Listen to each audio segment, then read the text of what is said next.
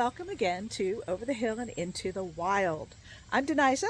This is my buddy Sandy. She is a vintner, I guess. Is that the right term? Well, my husband's more the vintner. I'm the artist. Wonderful. And we are here at Arterra Winery in Northern Virginia. And we're going to do another episode here and do a little hike around out in the wilderness, since that's the whole point of this. Well, not the whole point, but some of the point. And how are we kitted out today?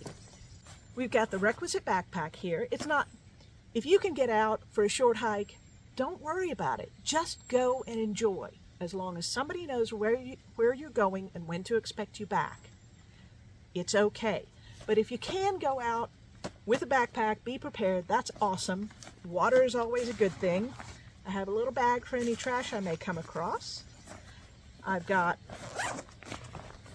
today, I actually brought an umbrella because it's a little rainy, and I prefer to have either a crush hat, a rain hat, or an umbrella if it's not just really blustery weather, because I can hear better and I can really still experience the wilderness and experience the sounds of the forest. The e-bag, which you always have to have if you're like me and just really feel like you need to be prepared for the worst. It's not a showstopper. If you don't have this stuff, still get out, enjoy. I've got a Mylar space blanket. I've got a little straw, as I've often said, helps to start fires and that sort of thing. A compass, another source of fire, two sources of fire, and some repair. I've got some duct tape and zip ties and an emergency whistle. So these are things that are just simple, less than a pound, really easy to carry with you, helps you help yourself if you get into a bind. And it's always good to carry something like this in the car anyway, just for the same reason. And I have today just a little vest because I'm already wearing a long sleeve shirt. It's cool, it's rainy, but this isn't as heavy. It's a little bulkier than the puff jacket I brought the other day, but I'm less likely to get overheated in it. Here's the crush hat. It's nice and waterproof, but as you see, if I hike out in the rain, I can still hear and see. I don't like my peripheral vision to be occluded. But I'll put this hat back on just to keep the sun off my face now that it's a little sunny out. I have used, I've got some sunblock on. I did not bring insect repellent today, but we'll manage. And then I have a raincoat. So it all stuffs easily into a nice little day pack. And from here, we always keep our hatches battened down. Everything zipped up nice and tidy, and we'll be good to go.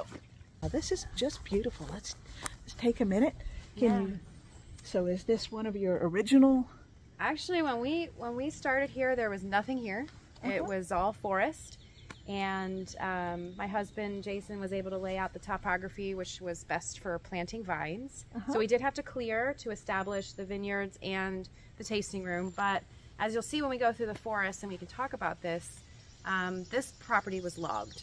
And it was logged not very friendly. And there's a lot of really nasty undergrowth that is taking over the forest. So in some ways, there were sections of this forest that are, I think, thankful to be cleared and to kind of start over.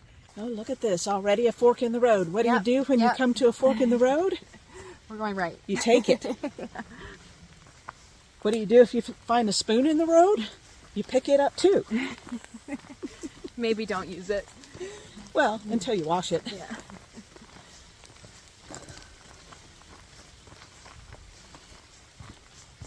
So you can see some of these areas over here.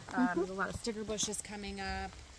A lot of very invasive species in a lot of parts of our property. So we're trying to balance what we clear for the business and then actually clear for the health of the forest. So we're working with some folks to help us basically reestablish a lot of the property Uh-huh. It is somewhat rocky, so I'm not sure.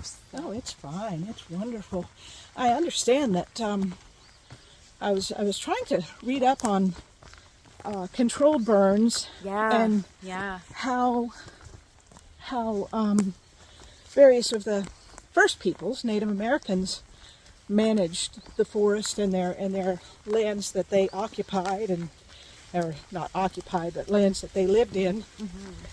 And even tribes here on the East Coast tend to have managed the forest area with controlled burns to keep the underbrush from getting out of control. Yeah, absolutely. Yeah, And it's actually a real thing. We do know some people in the area that do it. It's really good for regeneration, also for tick management. tick control, yes. It is something we have looked into, not extensively. It is very expensive. Mm-hmm. You can't help but be a little bit nervous about the vineyard's proximity to the burn areas, but it is definitely a viable option, and we are learning about it. Yeah. But yeah. Join us next time as we continue to walk with Sandy and learn more about her art of the land.